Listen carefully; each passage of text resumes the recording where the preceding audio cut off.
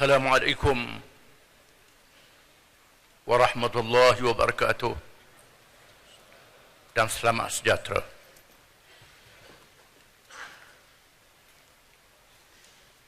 Alhamdulillahi hamdal hamidin wa hamdal syakirin wa hamdan yuafi ni'amahu wa yukafi'u mazidah. Ya Rabbana lakal hamdu kama yanbaghi li jalali wajhik wa azimi sultanik. Ashhadu an la ilaha illallah wahdahu la sharika lah. Lahul mulku wa lahul hamdu wa huwa ala kulli syai'in qadir. وأشهد أن محمدا عبده ورسوله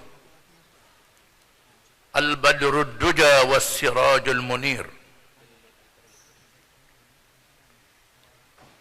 اللهم صل وسلم وبارك على محمد أشرف الأنبياء والمرسلين وعلى آله وصحبه أجمعين ومن سار على نهجه إلى يوم الدين. Yang dihormati timbalan pengurusi tetap, yang berbahagia sahibul fadilah Tuan Guru Datuk Dr. Harudin, Mursyid Am Parti Islam se-Malaysia PAS, yang amat berhormat timbalan Mursyid Am, Ashabul Fadilah, ahli-ahli Majlis Syura Ulama, yang dihormati timbalan Presiden, Naib-Naib Presiden, Ketua-Ketua Dewan Ulama Pemuda dan Muslimat, dan Dewan Himpunan Penyokong PAS, Datuk Setiausaha Agung dan seluruh ahli jawatan kuasa harian, ahli-ahli jawatan kuasa kerja PAS Pusat, Suruhjaya PAS Negeri dan Wilayah Persekutuan, pimpinan dan rakan-rakan Pakatan Rakyat, yang berhormat Tuan Haji Azmin Ali, timbalan Presiden Parti Keadilan Rakyat, dan saya juga menyampaikan salam Datuk Seri Anwar Ibrahim, Ketua Umum Parti Keadilan Rakyat, wakil-wakil daripada diplomat asing, kedutaan asing, Amerika, UK, Germani, Turki, Jepun, Korea, Australia dan Singapura, rakan-rakan NGO, seluruh para perwakilan dan pemerhati Muslimin dan Muslimat yang dikasihi sekalian. Saya ucapkan selamat datang, ahlan wa sahlan wa marhaban bikum, kepada semua perwakilan dan tetamu yang memeriahkan Muktamar Agung Tahunan Parti Islam se-Malaysia PAS yang julung kali bertandang di Kuala Selangor pada tahun 2015 ini. Marilah dengan penuh yakin kita memohon kepada Allah Subhanahu wa taala keberkatan dan fadilat serta pahala yang berlipat ganda daripada kelebihan ribat fi sabilillah, kerana keyakinan kita terhadap dasar dan matlamat perjuangan kita. Muktamar kita kali ini diadakan dalam suasana kehilangan murabbi parti dan ummah yang begitu banyak jasanya kepada perjuangan Islam di tanah air kita. Almarhum Tuan Guru Ni Abdul Aziz Nikmat yang baru saja berlalu. Marilah kita sama-sama mendoakan agar ruh beliau dan pemimpin-pemimpin serta ahli parti yang telah kembali ke rahmatullah, akan ditempatkan ke dalam kalangan para syuhada, salihin dan siddiqin, siddiqin dan salihin. Al-Fatihah.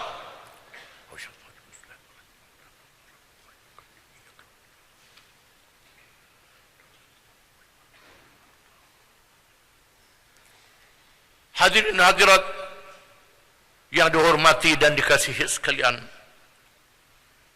marilah kita sama-sama menghayati dan memahami firman Allah kepada Rasulullah sallallahu alaihi wasallam dan umatnya yang beriman dan setia. Fastaqim kama umirta wa man taba ma'aka wa la tatghaw innahu bima ta'maluna basir. ولا تركنوا إلى الذين ظلموا فتمسكم النار وما لكم من دون الله من أولياء ثم لا تنصرون. Beristiqamahlah kamu, wahai Muhammad sallallahu alaihi wasallam, dan sesiapa yang bertaubat bersamamu, dan jangan sekali-kali kamu melampaui batas. Sesungguhnya Allah Maha melihat apa yang kamu amalkan. Dan jangan sekali-kali kamu cenderung kepada orang-orang yang zalim. Nanti kamu disentuh oleh api neraka. Dan tidak ada penolong bagi kamu selain Allah. Kemudian Allah tidak memberi pertolongan kepada kamu. Muktamar Agung tahunan kali ke-61 bertahun ini mengangkat tema beristiqamah hingga kemenangan. Istiqamah adalah bermakna tetap berada di atas dasar dan amalan. Perjuangan yang benar daripada Allah, yaitu Islam yang sempurna. Tetap dalam perkara prinsip dan anjal dalam pelaksanaan di sepanjang zaman. Ianya bukanlah satu retorik untuk mencapai kemenangan dunia yang sementara, tetapi yang paling besar ialah kemenangan akhirat yang berkekalan. Kemenangan adalah menjadi matlamat dalam setiap perjuangan. Islam mempunyai konsepnya yang tersendiri mengenai maksud kemenangan, dan ianya adalah berbeza dengan konsep kemenangan dalam agama atau ideologi serta fahaman lain. Kemenangan juga hendaklah dikaitkan dengan kemenangan di akhirat yang merupakan kemenangan yang sebenar. Walaupun pejuang Islam itu kalah atau gugur di medan perjuangan, namun pada hakikatnya mereka telah beroleh kemenangan. Kemenangan inilah yang menjadi matlamat sebenar di dalam perjuangan Islam. Marilah kita menghayati apa yang dipermankan oleh Allah Subhanahu wa taala.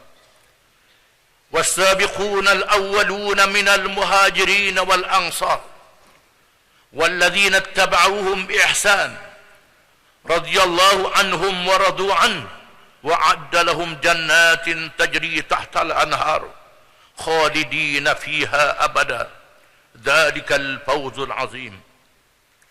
Orang-orang yang terdahulu lagi, yang pertama-tama masuk Islam, di antara orang-orang muhajirin dan ansar, dan orang-orang yang mengikuti mereka dengan baik, Allah redha kepada mereka, dan mereka pun redha kepada Allah. Dan Allah menyediakan bagi mereka syurga-syurga yang mengalir sungai-sungai di dalamnya. Mereka kekal di dalamnya selama-lamanya. Itulah kemenangan yang besar. Tema istiqamah diangkat sekali lagi dalam muktamar kali ini bagi menegaskan betapa pentingnya istiqamah dalam perjuangan Islam yang sangat mencabar. Sehingga ada yang terhenti di pertengahan jalan, ada yang tercicir dan terpesong, dan sebilangan terus bersama dengan jamaah ini sehingga ke akhir hayat mereka. Istiqamah inilah yang menjadi doa kita semua agar hidup kita berakhir dengan husnul khatimah. Ingatlah apa yang dinyatakan oleh Allah Subhanahu wa taala, "Law kana 'ardan qariban wa safaran qasidan lattaba'u walakin ba'udat 'alaihim asy-syuqqah wa sayahlifuna billahi law istata'na la kharajna ma'akum yuhlikuna anfusahum wallahu ya'lamu innahum lakadzibun." Kalau yang kamu serukan kepada mereka itu keuntungan yang mudah diperolehi dan perjalanan yang tidak berapa jauh, pastilah mereka mengikutimu. Tetapi tempat yang dituju itu amat jauh terasa oleh mereka. Mereka akan bersumpah dengan nama Allah, "Jika kami sanggup, tentulah kami berangkat bersama-samamu." Mereka membinasakan diri mereka sendiri, dan Allah mengetahui sesungguhnya mereka benar-benar orang-orang yang berdusta. Hadirin hadirat yang dirahmati Allah, ingin saya memperingatkan para hadirin sekalian bahawa apa sahaja yang kita bicarakan dalam memandu perjuangan ini hendaklah merujuk kepada panduan yang menyeluruh dari Al-Quran dan Sunnah, serta memahami bahawa PAS adalah sebuah gerakan Islam yang mengambil jalur tarbiyah, dakwah dan siasah. Manakala perlembagaan PAS menetapkan bahawa hukum tertinggi bagi PAS adalah Al-Quran, hadis, ijma' ulama dan qiyas. Inilah yang membezakan kita dengan suara demokrasi barat yang melaungkan slogan suara rakyat, suara keramat, hidup rakyat. Ataupun kita mengikut kehendak rakyat yang jahil atas nama demokrasi sehingga melanggar sempadan Allah. Maka muktamar dan musyawarah kita adalah syura yang tidak boleh mengatasi hukum tertinggi dalam perlembagaan PAS. Inilah pegangan PAS yang wajib dipahami dan dipegang oleh semua pemimpin dan ahli. Konsep ini tidak ada pemisahan di antara ulama dan para ilmuwan dalam apa jurusan sekalipun. Inilah yang membezakan kita dengan pihak lain. Maka PAS wajib memelihara jati diri sendiri dalam semua keadaan. Laksana ikan yang tidak menjadi masin walaupun berada dalam lautan masin yang luas mengelilinginya. PAS menegakkan konsep demokrasi berakidah Islam. Bertuhankan Allah yang Maha Esa, bukan demokrasi barat yang bertuhankan manusia walau sebijak mana sekalipun. Kita ingin tegaskan sekali lagi pada hari ini bahawa PAS tidak mengamalkan konsep teokrasi yang mempertuhankan ahli agama sebagai pencipta peraturan dan dasar yang tidak boleh dipertikaikan. Kita menolak konsep teokrasi berpandukan peringatan Allah. Ittakhadhu ahbarahum wa ruhbanahum arbaban min dunillah. Mereka jadikan pada padri dan pendeta Tuhan-Tuhan yang lain daripada Allah. Istiqamah juga menjadi syarat mendapat pertolongan dari Allah dengan kita berpegang pada 3 prinsip yang utama. Yang pertama, berpegang dengan Islam. Yang kedua, tidak melampau. Yang ketiga, tidak terpengaruh dengan mereka yang zalim. Ketiga-tiga prinsip ini adalah bagi mencapai kemenangan yang luas berkekalan sepanjang dunia hingga akhirat, memberi kebahagiaan bagi diri, keluarga dan masyarakat. Kita mahu berjaya di dunia ini sehingga memerintah negara berkebajikan terhadap rakyat dan mengurus alam melalui pertolongan Allah Rabbil Alamin. Firman Allah Ta'ala, وَلَا يَنْصُرَنَّ اللَّهُ مَنْ يَنْصُرُهُ إِنَّ اللَّهَ لَقَوِيٌّ عَزِيزٌ الَّذِينَ إِنْ مَكَّنَّاهُمْ فِي الْأَرْضِ أَقَامُوا الصَّلَاةَ وَآتَوُا الزَّكَاةَ وَأَمَرُوا بِالْمَعْرُوفِ وَنَهَوْا عَنِ الْمُنْكَرِ وَلِلَّهِ عَاقِبَةُ الْأُمُورِ. Dan Allah pasti menolong sesiapa yang menolong agamanya. Dan sesungguhnya Allah itu maha kuat lagi maha perkasa.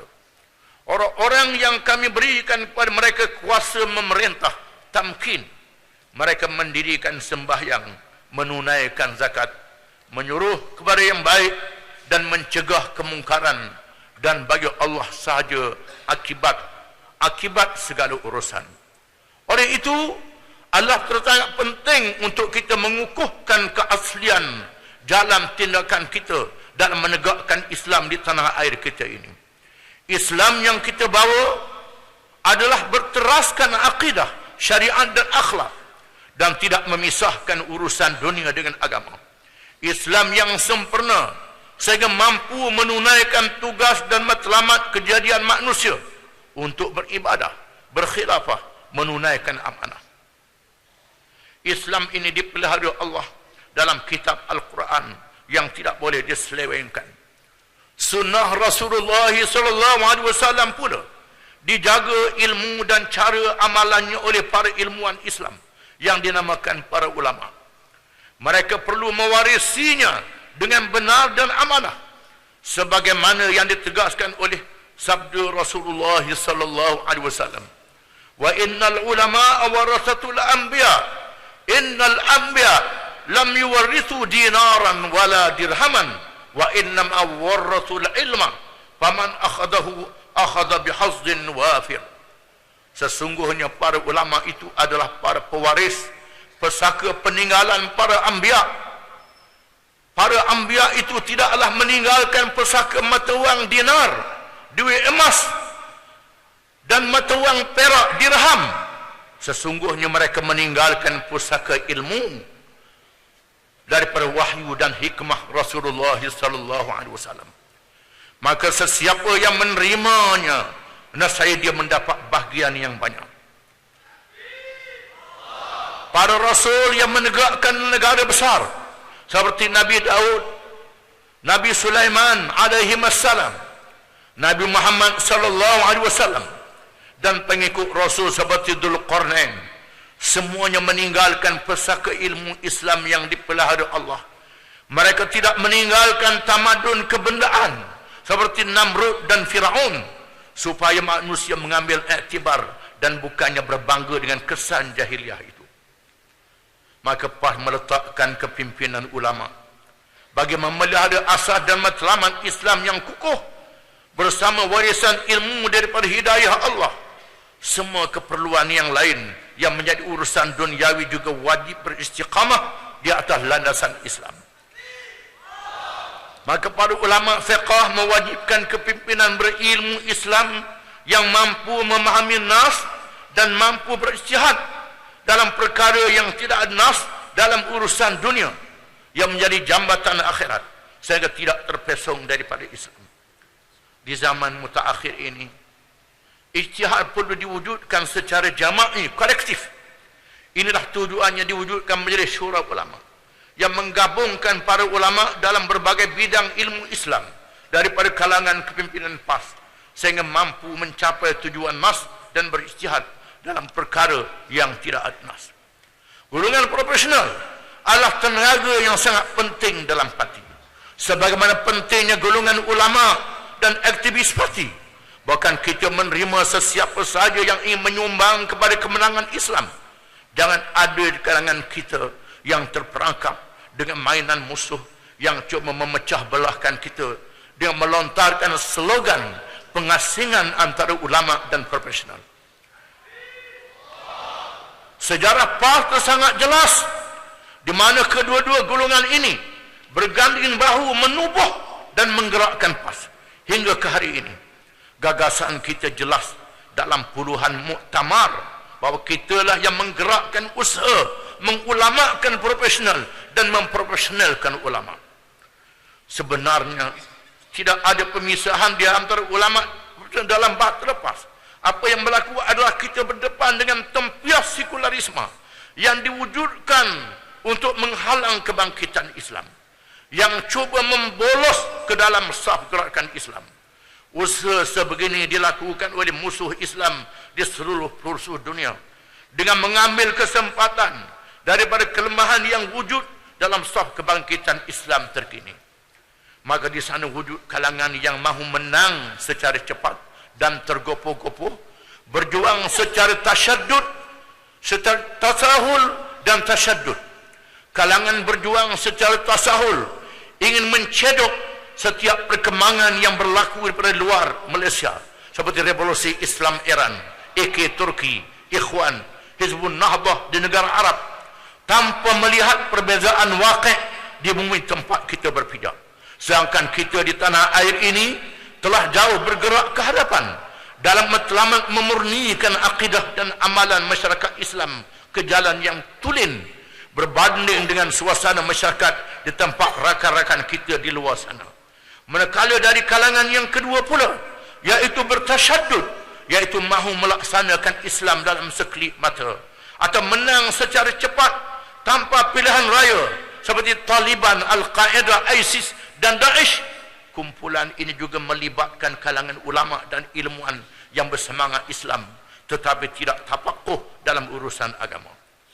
Hadirin hadirat yang dihormati sekalian, bagi mendepani berbagai mehnah, ujian, kekalahan dan kejayaan di sepanjang perjalanannya pada waktu ini, ada 3 sudut yang ingin tekankan dalam hala 7 PAS untuk tempoh setahun ini, iaitu adalah yang pertama, istiqamah PAS dengan dasar sebagaimana yang dijelaskan sebelum ini.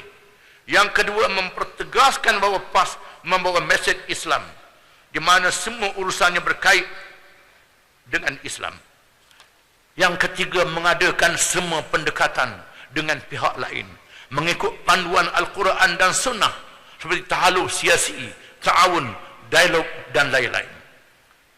Al-Quran meletakkan sifat mendapat kuasa untuk memerintah negara dinamakan tamkin. Hendaklah berkonsepkan mendirikan sembahyang, di mana kepada kerajaan Islam, bukan sekadar mendirikan masjid dengan bangunannya sahaja, tetapi juga meletakkan politik, ekonomi, kemasyarakatan dan seluruh aspek perlembagaan, undang-undang negara dan pengurusannya adalah sebahagian daripada urusan agama yang termasuk dalam perhitungan dosa dan pahala. Alladzina immakkannahum fil ard aqamus salah wa atawuz zakah wa amaru bil ma'ruf wa nahaw 'anil munkar walillahi 'aqibatul umur. Maka di sinilah penghujung wawasan yang menentukan kemenangan yang besar sekiranya kita beristiqamah, bukan sekadar wawasan 20-20 dan bukannya berhenti sekadar di Putrajaya. Wawasan kita ialah kemenangan dunia dan akhirat. Inilah juga perbezaan kita dengan semua pihak yang lain, sama ada kawan atau lawan. Generasi awal zaman keemasan umat ini telah menjadi contoh, bukan sahaja mencapai kemenangan menegakkan negara di Madinah, selepasnya pula mereka melakukan futuhat Islamiah, di mana Islam yang dibawa bukan saja menguasai wilayah yang luas, bahkan membuka hati-hati manusia di negeri yang diperintah oleh Islam. Kedatangan yang membezakannya dengan penaklukan dan penjajahan, bermakna kemenangan membawa rahmat dan adil terhadap semua, bukannya membalas dendam dan zalim. Kemenangan membawa amanah, bukannya mendapat peluang berkuasa semata-mata. Hadirin hadirat yang dihormati sekalian, sejarah PAS sejak dari tahun 1951 lagi mencatatkan bahawa kita telah dan sedang melaksanakan berbagai pendekatan yang dirujuk kepada panduan Al-Quran dan Sunnah, sebagaimana yang ditunjukkan oleh Nabi Muhammad SAW. Dan kita menerokai siasah, maka kita melaksanakan tahaluf, ta'awun, dialog dan berbagai-bagai pendekatan lain. Aspek tahaluf siasi atau kerjasama politik adalah merupakan dasar yang telah melalui satu perbincangan para ulama dan diterima oleh PAS sejak berpuluh tahun lalu. Sejarah panjang perjuangan PAS menyaksikan bagaimana PAS telah melakukan kerjasama politik dengan parti negara yang diasaskan oleh Dato' Onn Jaafar. Bila mana beliau keluar dari parti UMNO yang diasasnya, demikian juga PAS menyertai kerajaan campuran dan BN selepas pergolakan politik tahun 1969. PAS menyertai Majlis Perunding Ekonomi Negara, PAS bersama Angkatan Perpaduan Ummah tahun 90 dan PAS bersama PKR dan DAP tahun 99, Barisan Alternatif dan kini bersama Pakatan Rakyat yang diasas pasca Pilihan Umum 2008. Sejarah ini membuktikan bahawa PAS bukan sebuah parti yang tertutup, atau juga bukan parti yang hanya menghafal hukum-hukum fiqh semata-mata sehingga tidak memahami wakil politik negara. Namun kesemua ini dilakukan melalui kaedah-kaedah yang dibenarkan syarak dan syarat-syarat yang tidak mengikat kita untuk membawa Islam. Perlu kita ingat bahawa apa sahaja persepakatan yang mengikat PAS untuk meninggalkan perjuangan dan agenda Islam yang dibawa adalah tidak boleh diikuti sama sekali. Sepanjang sejarah ta'aluh dan lain-lain, kita sering memperingatkan pimpinan dan ahli agar memelihara batas ta'aluh, menjaga prinsip dan dasar perjuangan, memelihara ketaatan kepada parti agar tidak terlalu ghairah sehingga meninggalkan prinsip dan dasar perjuangan. Allah Ta'ala menguji kita dengan sedikit kemenangan, namun jangan kita terlalai dengan kemenangan sehingga lupa amanah untuk menegakkan agama dan memastikan dunia diurus tabir dengan peraturan agama. Maka sebagaimana yang berkali-kali perjelaskan sebelum ini, bahawa PAS melaksanakan tahaluf siasi bersama Pakatan Rakyat ini adalah dalam perkara-perkara yang disetujui bersama, seperti menentang kezaliman, rasuah, ketirisan, urus tarbiyah yang telus dan lain-lain yang menjadi titik pertemuan. Agenda ini kita rangkakan sebagai panduan, sebagai perkara yang disetujui dalam polisi bersama Pakatan Rakyat. Manakala perjuangan yang menjadi agenda berbeza, yang sudah tentunya tiada dalam polisi bersama, adalah menjadi perjuangan parti masing-masing. Sebab itulah, walaupun kita tahu parti kawan kita adalah memperjuangkan perlembagaan sekular yang tentunya sangat bercanggah dengan dasar PAS, tetapi PAS tidak pernah meminta mereka mengkaji dan membawa dasar sekular ini dalam perbincangan. Apatah lagi kita tidak pernah mencampuri siapa yang patut atau tidak patut berada dalam kepimpinan parti masing-masing, walau kita diserang siang dan malam. Oleh yang demikian, PAS akan terus dan tetap melaksanakan tahaluf siasi bersama Pakatan Rakyat selagi mana ianya tidak bercanggah dengan panduan Quran dan Sunnah. Tentunya dalam masa yang sama, kita wajib berhati-hati dengan peringatan Allah di dalam Al-Quran yang sangat jelas peringatannya. Firman Allah Ta'ala, la yattakhidil mu'minuna al-kafirina awliya'a min dunil mu'minin wa man yaf'al dzalika falaysa minallahi fi syai'. Janganlah orang-orang yang beriman mengambil orang-orang yang kufur menjadi teman rapat dengan meninggalkan orang-orang yang beriman, dan sesiapa yang melakukan larangan yang demikian, maka tiadalah dia mendapat perlindungan dari Allah. Hadirin hadirat yang dihormati sekalian, PAS memilih pendekatan muwajahah silmiah melalui proses demokrasi yang tidak melampau dan hanyut, menentang pemimpin yang menyalahgunakan kuasa, kedudukan, rakyat dan harta. Perjuangan kita berkonsepkan hadis Rasulullah sallallahu alaihi wasallam, unsur akhaka zaliman aw mazluma. Qalu ya Rasulullah, hadha nansuruhu mazluman, fa kaifa nansuruhu zaliman? Qala ta'khudhu fawqa yadayhi. Tolonglah saudaramu yang zalim dan yang dizalimi. Mereka bertanya, wahai Rasulullah, yang dizalimi ini kami menolongnya, bagaimana pula menolong yang zalim? Sabdanya, pegang tangannya supaya jangan berlaku zalim. Kita menentang kezaliman itu dengan memberi nasihat yang diberi kelebihan jihad afdal, yang dinyatakan oleh Nabi sallallahu alaihi wasallam, afdalul jihad kalimatu adlin inda sultanin jair. Jihad paling afdal ialah ucapan menegakkan yang adil di hadapan pemerintah yang zalim. Inilah pendekatan yang wajib dilaksanakan dalam masyarakat Islam di tanah air sendiri, yang tenggelam dalam kejahilan setelah mengalami kesan penjajahan, sehingga meletakkan Islam tidak berkuasa memimpin dengan istiqamah. Keadaannya sangat berbeza dengan suasana menghadapi musuh luar yang menceroboh tanah air. Kewajipan kita ialah membetulkan pemimpin dan rakyat supaya kembali kepada Islam dengan beristiqamah. Maka pendekatan demokrasi adalah paling aslah bagi kita. Walaupun masih banyak kepincangan dan kecacatan yang menyulitkan kita untuk mencapai kejayaan dengan cara yang baik. Ini adalah kerana kejahatan wujud dengan berlesenkan demokrasi yang tidak adil. Antara kezalimannya ialah keadaan demokrasi tempang tanpa hak media, pembahagian kawasan pilihan raya yang menzalimi PAS secara khusus, tidak beramal dengan konsep federalisme yang lebih demokratik, khusus terhadap kerajaan yang dipimpin oleh PAS.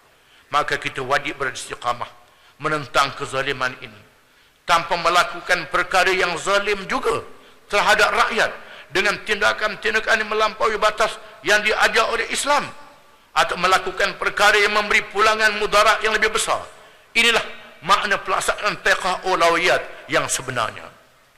Hadirin yang hormati sekalian, PAS merakamkan penghargaan kepada seluruh warga Felda generasi kedua dan ketiga yang telah menunjukkan isyarat jelas dalam PRK Rumpin baru-baru ini. Pencapaian yang boleh dibanggakan hasil kerja keras seluruh ahli dan pemimpin parti bagi mengangkat martabat warga Felda. PAS juga kesal kerana kerajaan gagal menunaikan tanggungjawab untuk mengganti tanah rezak Melayu. Tanah rezak Melayu yang telah digunakan bagi tujuan pembangunan sebagaimana yang diperuntukkan dalam kanun tanah negara. Begitu juga kampung tradisi dan peneroka bandar. Sama ada tanah yang mempunyai hak milik atau bersifat sementara tol, turut menjadi mangsa di kampung Abdullah Hukum, Kerinci, Kampung Cubadak, Tambahan dan Puas Seberang. Kesemua isu-isu yang melanda masyarakat peneroka dan rakyat ini menuntut supaya PAS melipat gandakan usaha untuk membela dan membantu golongan yang dizalimi ini. Sasaran kita biarlah jelas, kerana kita bukan bermusuh dengan institusi Felda atau mana-mana institusi yang lainnya, dan kita juga tidak bermusuh dengan mana-mana kaki tangan institusi ini, tetapi kita menggempur dasar yang menekan rakyat bersama pimpinan Barisan Nasional yang tidak bersifat amanah ini. Felda adalah hak rakyat negara ini yang perlu diperbetulkan keadaan pengurusannya. Beristiqamah dengan Islam membolehkan kita menyelesaikan masalah masyarakat majmuk. Hadirin hadirat yang hormati sekalian, beristiqamah dengan Islam membolehkan kita menyelesaikan masalah masyarakat majmuk. Masalah masyarakat majmuk ini dipaksa oleh penjajah kerana berbagai kaum yang datang dipaksa oleh penjajah menjadi hambanya. Namun secara kebetulan inilah mesej Islam yang wajib kita sampaikan. Syaratnya bukan sekadar kita telah berjaya menghala penjajah itu, kita juga wajib membebaskan diri dari belenggu ideologi dan sistem yang ditinggalkan penjajah itu, serta membebaskan seluruh manusia dengan cara dan pendekatan Islam. Mengapa dibiarkan kapitalisme, sosialisme, komunisme, pragmatisme yang asing daripada kaum dan bangsa Asia ini membawa perjuangan mereka ke sini? Karl Marx, Lenin, Che Guevara, Adam Smith bukan Melayu, bukan Cina, bukan India. Mesej ini hanya boleh dilaksanakan sekiranya Islam diberi peluang mentadbir negara, bukan sekadar menumpang pihak lain yang tidak memberi ruang supaya Islam dilaksanakan, tetapi hanya menjadi alat atau tangga atau kuda tunggangan menjelang kemenangan tanpa istiqamah. Islam menjadikan manusia seluruhnya adalah satu keluarga yang berasal daripada seorang bapa dan seorang ibu, Adam dan Hawa. Firman Allah Ta'ala, Ya ayuhan nas, inna khalaqnakum min dhakarin wa untha waj'alnakum syu'uban wa qabaila lita'arafu inna akramakum indallahi atqakum innallaha alimun khabir. Wahai manusia, sesungguhnya kami telah menciptakan kamu daripada seorang lelaki dan seorang perempuan, Adam dan Hawa, berbangsa-bangsa dan bersuku kaum, supaya kamu bertaaruf. Dan yang paling mulia kalangan kamu di sisi Allah ialah yang paling bertakwa. Sesungguhnya Allah itu maha mengetahui berkenaan diri kamu, lagi berpengetahuan berkenaan urusan kamu. Maka kewujudan masyarakat majmuk dalam negara kita ini mestilah diolah oleh PAS supaya ianya memperkuatkan negara kita ini. Oleh yang demikian, kita perlu juga melihat masyarakat majmuk ini dari kacamata dakwah yang menjadikan mereka sebagai maudhu' kita, bukan hanya dari kacamata politik semata-mata. Kita hidup dalam rumpun berbagai kaum, bangsa, agama yang wajib bertaaruf kerana berasal bersatu ibu dan satu bapa. Islam membawa konsep tidak ada paksaan dalam agama. Walaupun diwajibkan berdakwah pada seluruh manusia dan wajib berlaku adil terhadap semua. Memberi hak menganut agama dan beramal dengan ajarannya oleh penganutnya. Semuanya ini adalah kaedah dan fiqhnya mengikut Islam. Firman Allah Ta'ala, Ya ayyuhalladzina amanu kunu qawwamina lillahi syuhada'a bil qist. ولا يجرمنكم شنآن قوم على ألا تعدلوا اعدلوا هو أقرب للتقوى واتقوا الله إن الله خبير بما تعملون.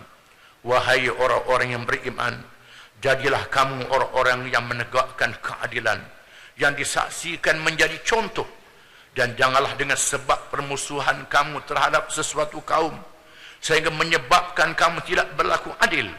Kamu wajib berlaku adil kerana ia lebih hampir kepada takwa. Bertakwalah kepada Allah. Sesungguhnya Allah Maha mengetahui apa yang kamu kerjakan. Hadirin hadirat yang dikasihi sekalian, pendidikan adalah acuan pembangunan manusia dengan ilmu. Namun hendaklah mengikut acuan Allah, pencipta alam semesta. Makhluk manusia ini difitrahkan kejadiannya dengan sifat-sifat berjasad, ruh dan akal secara individu, berkeluarga dan bermasyarakat. Maka mereka diwajibkan beribadah kepada penciptanya, berperanan di alam bumi bagi memakmurkannya, khilafah, dan wajib menunaikan amanah, menegakkan syariat adil, membawa rahmat dengan beriman dan akhlak. Acuan pendidikan manusia mengikut acuan Islam wajib merangkumi segala aspek fitrah kejadian dan peranannya di alam dunia ini. Sebagaimana jawapan Rasulullah SAW kepada malaikat Jibril berkenaan Islam, iman dan ihsan.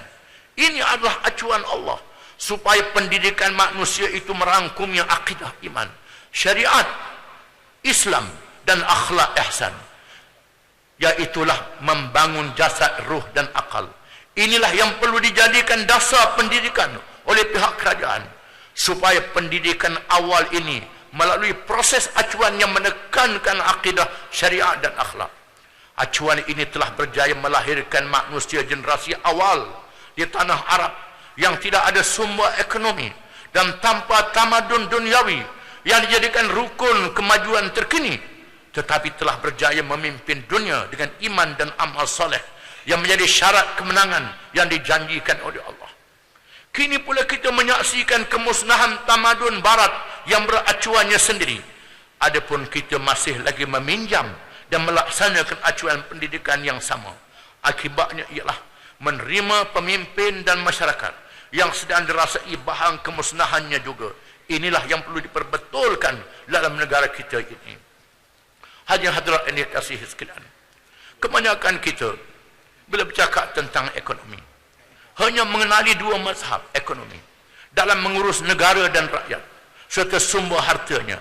Pertama, mazhab liberal kapitalisme yang lebih berpihak kepada segelintir kroni golongan kaya raya, dan kedua, mazhab sosialisme dan pecahannya seperti komunisme yang kononnya berpihak kepada rakyat tertindas, pekerja dan petani, tetapi menzolimi golongan kaya yang patut membantu kejayaan ekonomi yang adil. Mereka tidak tahu bahawa Islam adalah berbeza dengan semuanya, kerana Islam tidak menjadikan kebendaan sebagai dasar dan matlamat. Islam meletakkan manusia adalah modal ekonomi yang sangat penting. Modal insan ini hendaklah dibangun mengikut aspek fitrahnya, ruh, jasad, individu, keluarga dan masyarakat. Beracuankan Islam daripada Allah yang telah menetapkan juga perkara-perkara akidah, syariat dan akhlak dalam aspek ekonomi sehingga tidak berpisah di antara satu sama lain. Negara yang kita idamkan ialah yang ditegakkan di atas hidayah daripada Allah, yang dijamin keteguhannya bukan negara jibayah yang bergantung dengan cukai daripada rakyat dan membeli rakyat. Negara inilah yang menerima janji Allah, walau anna ahlal qura amanu wattaqau lafatahna alaihim barakatim minas samai wal ard walakin kadzabu fa akhadnahum bima kanu yaksibun. Dan Tuhan berfirman lagi, sekiranya penduduk negeri itu beriman serta bertakwa, tentulah kami akan membuka kepada mereka pintu pengurniaan yang melimpah-limpah berkatnya dari langit dan bumi. Tetapi mereka mendustakan Rasul kami, lalu kami timpakan mereka dengan azab seksa disebabkan apa yang telah mereka usahakan. Lebih mengaibkan lagi, ada negara-negara umat Islamlah yang tercecer dan terkebelakang dari segi tata kelola dan tarbih urus negara, termasuklah gejala dan amalan rasuah serta penyalahgunaan kuasa oleh penguasa politik negara. Kita ingin mengingatkan kepimpinan negara supaya tidak hanya bermegah membentang dasar demi dasar, program demi program. Saya bersedia mengakui bahawa sebahagian dasar-dasar dan program ini adalah baik kerana dibuat oleh pihak birokrat negara yang sejak dahulu sememangnya hebat dan kompeten, kerana mereka terdiri dari pemikir-pemikir anak watan yang terpelajar, terlatih. Unit Perancang Ekonomi EPU adalah think tank kerajaan, sejak dahulu telah memerah otak fikiran mereka untuk menghasilkan kajian dan penyelesaian terhadap pelbagai kemelut dan gejala ekonomi yang serba bersimpang siur dalam pelbagai tuntutan yang saling bersilang dalam sebuah masyarakat majmuk berbagai kelas ekonomi. Hari ini mereka sedikit diketepikan kerana kecenderungan kerajaan untuk memberikan kepada konsultan atau perunding luar yang dibayar secara mewah, sekaligus meminggirkan pakar-pakar tempatan dan persiapan pelbagai kajian sosial, pendidikan, kesihatan dan pembangunan ekonomi. Ini sangat malang dan amalannya harus dihentikan. Maka seandainya kepimpinan negara tidak komited untuk benar-benar menghayati tuntutan Allah dan syariat sebenar, khasnya dalam pembangunan ekonomi dan pengurusan keuangan, kesemua matlamat pembangunan ini akan tersasar. Kerajaan juga tidak wajar memangsakan simpanan rakyat dan dana rakyat dalam apa jua tabung sekalipun, sama ada KWSP, KWAP, LTH, tabung haji dan sebagainya. Cobaan untuk menggunakan dana tabung haji telah mencetuskan amarah umat Islam, khasnya dan rakyat seluruhnya kepada pihak kerajaan BN. Skandal demi skandal berulang. Walaupun pimpinan negara bertukar, setengahnya sudah ditelan sejarah seperti SUBMF, Pewadia Micro Holding, PKFZ dan berbagai lagi. Pas sekali lagi menekankan bahawa sebuah kerajaan yang dimandat rakyat mestilah bertanggungjawab menunaikan amanah dan harapan rakyat ini. Pas memahami sebuah pemerintahan itu, antara tugas utamanya adalah terangkum dalam seperti ditegaskan dalam surah Hud, wa ila thamud akhahum salihah qala ya qaumi ibudullaha ma lakum min ilahin ghairuh huwa ansha'akum min al-ard wasta'marakum fiha fastaghfiruh thumma tubu ilaih inna rabbi qaribun mujib. Dan kami dan kepada kaum Samud kami utuskan saudara mereka, bukan musuh mereka, saudara mereka, Nabi Saleh. Dia berkata, wahai kaumku, sembahlah kamu akan Allah. Sebenarnya tiada Tuhan bagi kamu selain daripadanya. Dialah yang menjadikan kamu dari bahan-bahan bumi serta menghendaki kamu memakmurkannya. Oleh itu mintalah ampun kepada Allah dari perbuatan syirik, kemudian kembalilah kepadanya dengan taat dan tauhid. Sesungguhnya Tuhanku sentiasa dekat, lagi sentiasa memperkenankan permohonan hamba-Nya. Hadirin-hadirat yang hormati sekalian, pelaksanaan syariat, usaha mendaulatkan syariat ini terus diperjuangkan sejak awal oleh PAS. Bacalah kembali apa yang pernah disebut oleh pimpinan PAS yang telah meninggalkan kita.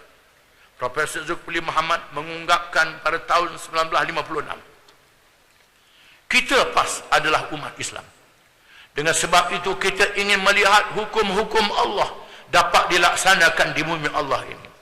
Menurut Dr. Bahanuddin Al-Hilmi menyebut dalam ucapan dasar yang Tua Agung PAS pada 24 Ogos 1957, kemerdekaan bangsa dan nusa sepenuhnya belum lagi berarti tercapainya cita-cita PAS, dan belumlah dihitung telah merdeka sepenuhnya, melainkan setelah berjalan hukum-hukum Islam pada orang seseorang, masyarakat dan negara, barulah tercapai kemerdekaan yang dicita-citakan oleh PAS.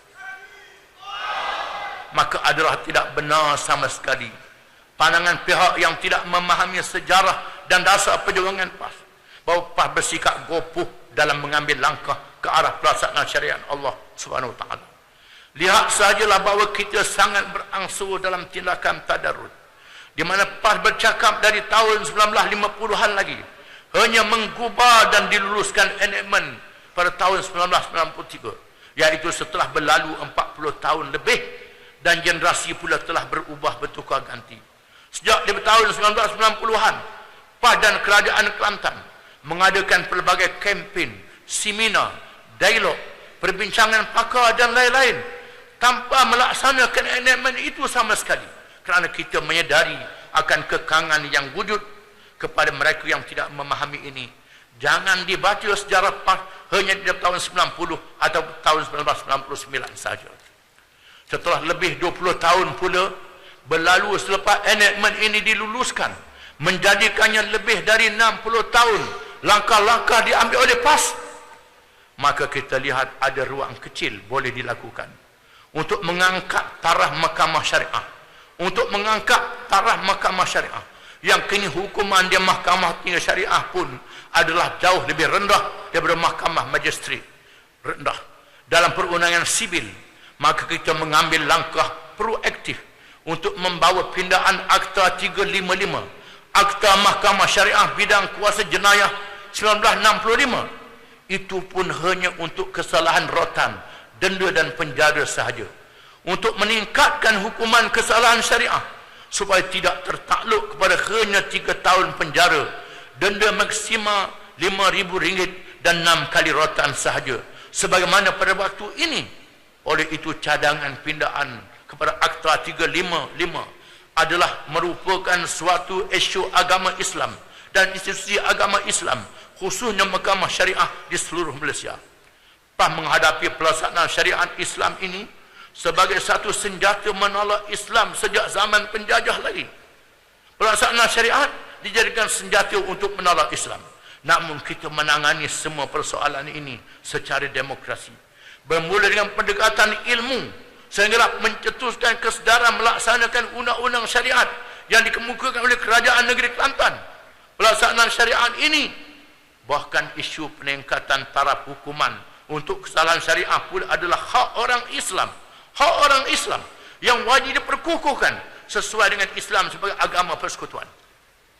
Kerajaan Kelantan pimpinan PAS wajib mengusahakan agenda ini kerana desakan umat yang sudah ingin kembali kepada Islam.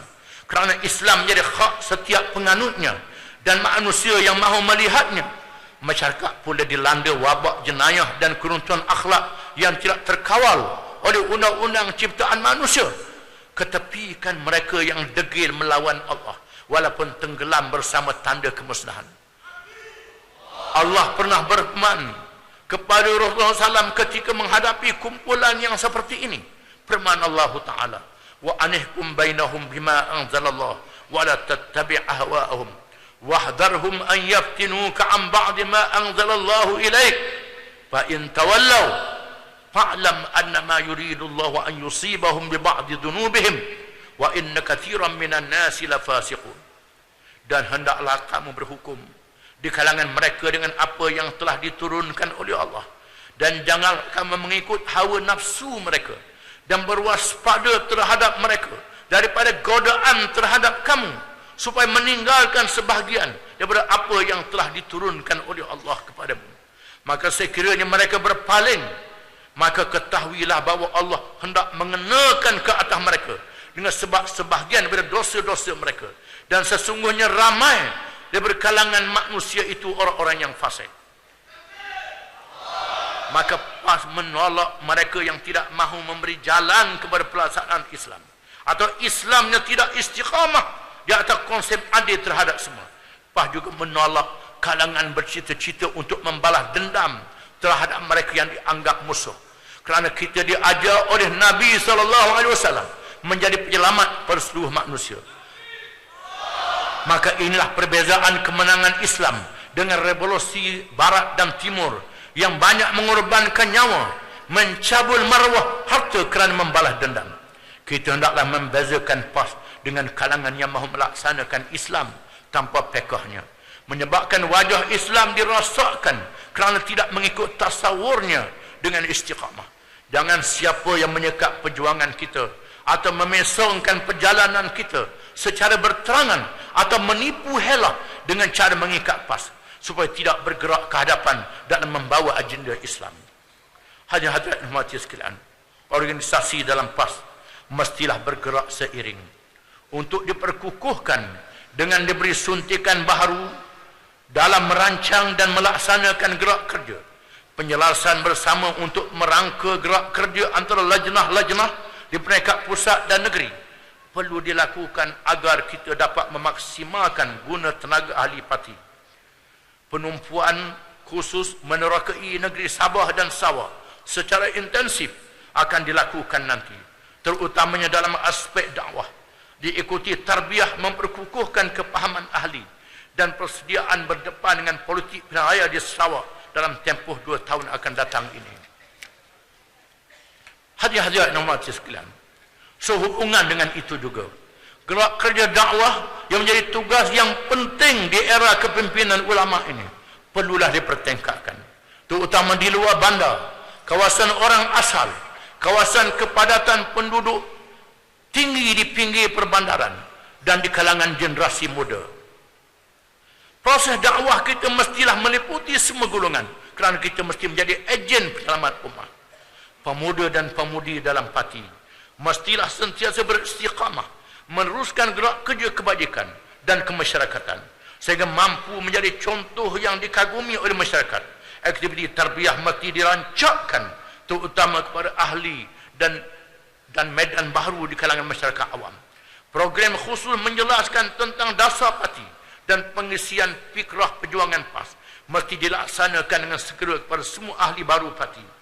Usrah di semua peringkat, terutama di negeri, kawasan dan cawangan, mestilah digerakkan dan dijadikan satu agenda petunjuk prestasi KPI dalam mesyuarat cawangan, kawasan dan negeri. Golongan ulama di seluruh peringkat dalam PAS mestilah sentiasa bersedia dengan ilmu dan kepahaman yang sentiasa dipertingkatkan dalam berdepan dengan cabaran baru yang sangat hebat pada masa kini. Kita bukan sahaja mesti memahami kitab-kitab turas yang menjadi khazanah ilmu Islam, tetapi dapat membaca, menganalisa, menjelaskan kepahaman baru sebagai suatu tajdid untuk membawa umat ini ke hadapan, berpandukan kepada panduan Al-Quran dan Sunnah itu sendiri. Ulama, pemuda, muslimat perlulah proaktif dalam mengemukakan penyelesaian masalah semasa yang wujud hasil dari zaman yang terus berkembang, terutama dalam zaman tanpa sempadan ini. Masyarakat menunggu sesuatu penyelesaian Islam yang selalu disebut oleh kita sebagai satu cara hidup. Zaman kita hanya berucap tanpa mengemukakan apa-apa penyelesaian yang berpijak di alam nyata ini sebenarnya sudah berlalu. Hubungan yang proaktif dengan NGO dan mendampingi masyarakat awam mestilah menjadi agenda semua dewan-dewan ini agar penyelarasan kepahaman dan tindakan dapat dilaksanakan dengan efektif. Marilah kita semua menjadi ahli PAS yang menyempurnakan sifat atau ciri kumpulan Islam yang dapat memenuhi syarat kemenangan yang dijanjikan oleh Allah. Wa'adallahu alladhina amanu minkum wa 'amilus shalihat la yastakhlifannahum fil ard kama istakhlafa alladhina min qablihim wa yumakkinanna lahum dinahum alladhi irtada lahum wa yubaddilannahum min ba'di khawfihim amna ya'budunani la yusyrikuna bi syai'a wa man kafara ba'da dhalik fa ulaika humul fasiqun. Allah berjanji kepada orang-orang yang beriman dan mengerjakan amal yang saleh kalangan kamu bahawa ia akan jadikan mereka itu golongan memerintah negeri di atas muka bumi sebagaimana dijadikan kepada golongan terdahulu, dan Allah jadikan agama Islam yang dia redha berkuasa. Lalu bertukarlah keadaan daripada ketakutan kepada keamanan. Dalam keadaan mereka mengabdikan diri kepada kuasa Allah, mereka tidak menyekutukan kuasa Allah dengan sesuatu yang lain. Dan sesiapa yang kufur selepas itu, mereka itulah orang-orang yang fasik. Dewan Himpunan yang menjadi satu sayap penting PAS perlulah juga diperkukuhkan kerananya. Organisasi Dewan Himpunan Penyokong PAS wajib diberi lonjakan baru dari segi keahlian, struktur organisasi dan perancangan gerak kerja, pembinaan modul kursus untuk memahami sejarah dan dasar PAS, kursus organisasi dan lain-lain yang perlunya hendaklah dirangkakan dengan segera pada sesi ini. Semua langkah adalah menegakkan bahawa konsep Islam yang adil dalam masyarakat majmuk boleh dilaksanakan tanpa memaksa dalam menganut agama atau menjamin hak kebebasan beragama sebagaimana yang dinyatakan oleh Allah.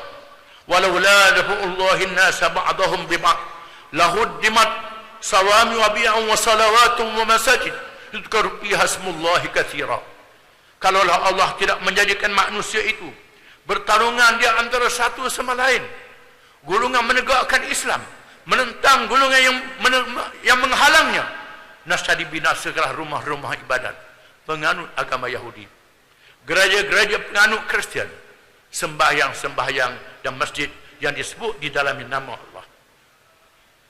Hadirin hadirat yang dirahmati Allah sekalian, sejak beberapa muktamar yang lepas, saya banyak memberikan peringatan kepada perwakilan berhubung keperluan mendekati senjata terkini ICT dan media baru dalam memperkasakan jentera pentadbiran, penerangan dan dakwah serta pilihan raya. Kerana internet merupakan lebuh raya maklumat yang terbesar yang perlu dimanfaatkan. Internet ini telah menjadi sebahagian gaya hidup dan keperluan dalam mencari maklumat dan melakukan tugasan harian. Satu perkara yang perlu ditekankan kepada pimpinan dan pengguna pelbagai aplikasi IT ini ialah isu keselamatan cyber dan penyamaran identiti online yang menyebabkan berlakunya banyak gejala-gejala buruk, adu domba dan fitnah di alam cyber. Justru itu banyak kali saya menegaskan supaya pimpinan PAS tidak menerima bulat-bulat apa yang terdapat atau dipetik dari internet, terutama apabila sumbernya tidak sahih dan meragukan. Ingatlah sabda Nabi SAW dalam satu hadis yang panjang dalam kitab Riyadhus Salihin. Adapun orang yang engkau datangi, ia sedang dipotong hujung mulutnya sampai ke tengkuknya, dan dari lubang hidung sampai ke tengkuknya, dan juga dari matanya sampai ke tengkuknya, yaitu orang-orang yang pergi dari rumahnya lalu membuat kata-kata dusta dengan kedustaan yang sampai mencapai segala penjuru dunia, menyebarkan pembohongan seluruh ufuk dunia. Seperti yang ditegaskan dalam muktamar sebelum ini, media parti setiap Harakah Delhi dan radio internet hijau FM mestilah tidak terlibat dengan fenomena-fenomena negatif dalam berkarya, dan jangan sekali-kali terpengaruh dengan pendekatan sensasi sungsang yang bertujuan melariskan jualan semata-mata dengan menjejaskan kredibiliti sebagai sebuah media Islam. Di persada antarabangsa, PAS amat bimbang, hadirin hadirat sekalian. Di persada antarabangsa, PAS amat bimbang dan tersentuh dengan konflik dan pertumpahan darah yang berlaku di semenanjung tanah Arab seperti di Yaman, Syria dan Iraq dan Libya. Saya ingin bertegaskan sekali lagi bahawa pertumpahan berdarah yang sedang berlaku ini mesti dihentikan segera. Apa yang kita sedang lihat adalah amat tragis dan memajukan kita semua umat Islam. Saya juga ingin tegaskan sekali lagi, PAS tidak mahu campur tangan asing berlaku di bumi umat Islam. Biarlah rakyat Yaman, Syria, Iraq dan Libya menentukan masa depan negara mereka tanpa sebarang campur tangan kuasa asing yang cuba memperandakan negara-negara ini. Pahamak tersentuh dengan kezaliman terbaru yang dilakukan kepada umat Islam di Mesir oleh pihak yang bersekongkol dengan kudeta. Mahkamah yang didukung oleh junta tentera Mesir telah menjatuhkan hukuman mati kepada lebih 100 orang pejuang Islam, termasuk Presiden Mesir yang sah Dr. Muhammad Mursi, Mursyid Am Ikhwan Muslimin Dr. Muhammad Badai, serta Syekh Yusuf Qardawi yang kini menetap di Qatar. Apakah dosa sebenar mereka ini malaikan dendam kesumat yang ada pada pemimpin-pemimpin kudeta itu? Kezaliman yang dilakukan oleh pihak rejim Zionis terhadap penduduk awam di Gaza dan Palestin juga nampaknya tiada penghujungnya. Agensi antarabangsa, terutamanya kerajaan Malaysia yang berada dalam Majlis Keselamatan Bangsa-Bangsa Bersatu, mestilah menggunakan semua ruang yang ada untuk membantu umat Islam yang disembelih setiap hari. Begitu juga dengan apa yang berlaku di Bangladesh. Apa yang berlaku di Bangladesh, rejim Syekh Hasina yang zalim telah menjalankan hukuman mati ke atas beberapa pemimpin gerakan Islam Jamaah Islami Bangladesh, termasuk Abdul Qadir Mullah dan penolong Setiausaha Agung Jamaat Islami Muhammad Kamal Zaman. Sementara Amir Jamaat Islami Bangladesh Maulana Mutiur Rahman Nizami sedang menunggu saat hukuman ditali gantung ke atas beliau. Di Myanmar, menentang sekerahnya penapian berterusan terhadap hak asasi manusia kaum minoriti di Myanmar yang berasaskan kebencian terhadap agama. Penapian ini tidak memberi petanda yang baik untuk penyatuan Myanmar maupun kestabilan komuniti ASEAN. Penduduk minoriti Rohingya telah dihalau dari bumi mereka sendiri dengan dibakar perkampungan mereka. Sekolah-sekolah serta masjid-masjid yang mengakibatkan beribu-ribu umat Islam Rohingya kini menjadi pelarian.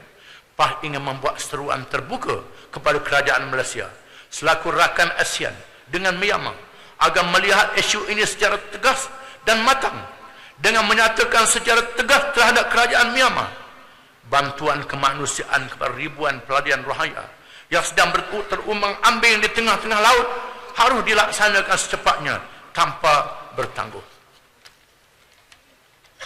Hadirin umat sekalian, bertitik tolak di atas tema beristiqamah hingga kemenangan. Akhirnya marilah sama-sama kita pada hari ini memahaminya dan menggerakkan jamaah ini untuk menghadapi apa juga cabaran yang sedang menunggu di hadapan dengan penuh yakin kepada dasar dan prinsip perjuangan ini dan mengambil tindakan-tindakan berikut.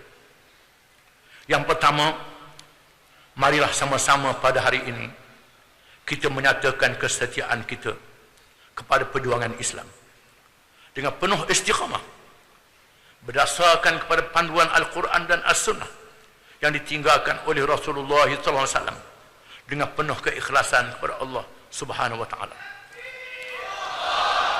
Yang kedua, marilah kita memahami maksud kemenangan yang dinyatakan oleh Allah Subhanahu wa taala.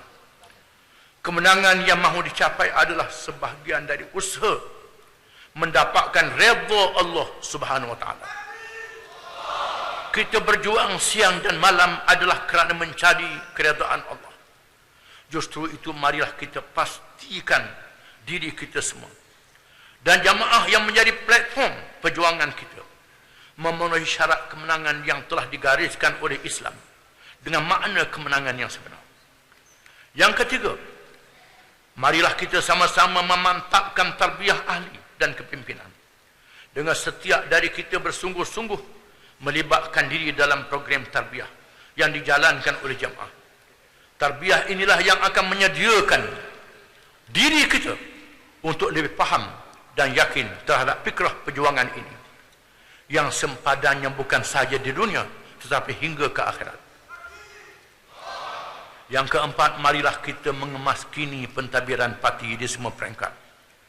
Semua dewan-dewan dan lajnah, termasuklah cawangan kawasan dan negeri. Saya menyeru kepada semua perwakilan dan pemerhati merapatkan sah perjuangan bersendikan fikrah perjuangan yang jelas dan tudin.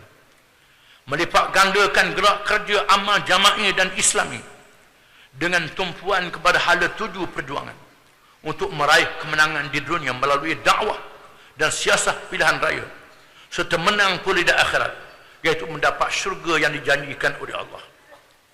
Yang kelima, marilah kita membawa mesej Islam sebagai penyelesaian kepada masyarakat majmuk yang ada dalam negara kita ini. Semua pihak dan peringkat dalam organisasi ini mestilah memahami fiqhul waqi' dengan merujuk kepada panduan Quran dan Sunnah yang ditinggalkan oleh Nabi kita Muhammad sallallahu alaihi wasallam. Yang keenam, marilah kita meneruskan kerjasama tahaluf dalam Pakatan Rakyat dengan rukun dan syarat-syarat yang ditetapkan oleh Islam, mengikut panduan Al-Quran dan Sunnah, dan bertawun dengan semua pihak dalam perkara kebaikan umat Islam dan bukan Islam dalam negara kita, serta tidak bertolak ansur dalam perkara kezaliman dan kemungkaran. Yang ketujuh, marilah kita mengukuhkan kedudukan dan peranan PAS di peringkat antarabangsa, membela pihak yang dizalimi, mengusahakan penyelesaian konflik di rantau ini dan antarabangsa untuk mewujudkan dunia yang lebih aman dan menolak campur tangan kuasa besar dalam konflik di dunia umat Islam. Akhirnya saya juga ingin mengambil kesempatan ini untuk mengucapkan jutaan penghargaan terima kasih yang tidak terhingga kepada pengurusi, pengarah dan jawatan kuasa panitia muktamar, Badan Perhubungan PAS Selangor, petugas-petugas, anggota Jabatan Amal, jabatan-jabatan yang ada di Selangor, dan semua pihak yang menjayakan muktamar ke-61 ini.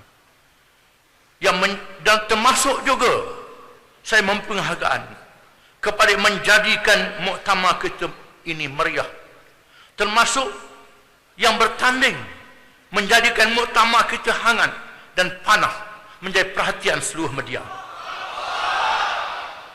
Ambil lading menetap pula ke Tanah Abang, barang dikaut. Boleh bertanding, jangan mencala. Biduk lalu kiamang bertaut. Rebung buluh dibuat ulang, kumpul diikat dengan getah, berpegang teguh bersama Islam, membujur lalu melentang patah. Mudah-mudahan segala amal ini mendapat ganjaran pahala di sisi Allah. Saya resmikan muktamar PAS kali ke-61 ini dengan menyebut sabda Rasulullah SAW, siru ala barakatillah wa akhiru da'wana alhamdulillahi rabbil alamin. Takbir, takbir, takbir. Walillahil hamd. Alhamdulillah, muktamar merakamkan ucapan berbanyak terima kasih kepada Yang Berhormat Datuk Seri Tuan Guru Presiden di atas ucapan dasar muktamar yang telah disampaikan sebentar tadi. Alhamdulillah.